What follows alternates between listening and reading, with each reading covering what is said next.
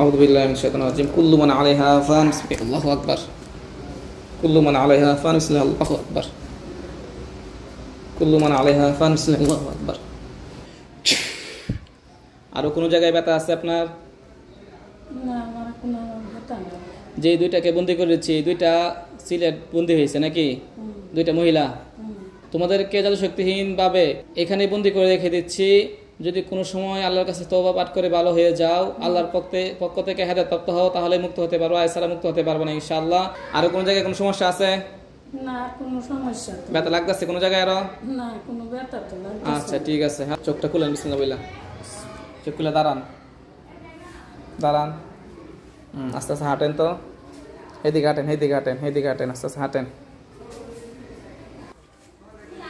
যান সোজা হাঁটেন।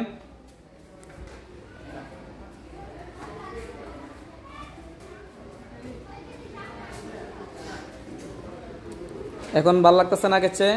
আগের থেকে তো ভালো। আগে আগে অনেক ব্যথা ছিল, হাঁটতে পারতেন না, দইরা দইরা নিয়ে যেতে হইতো, তাই না? তুলতে হইতো দইরা, বসাইতে হইতো দইরা। এখন সুস্থ হয়েছেন আলহামদুলিল্লাহ? আগের থেকে হ্যাঁ ভালোই লাগে আলহামদুলিল্লাহ। এটা হচ্ছে আল্লাহর কোরআনের মুজিজা। এটা কি?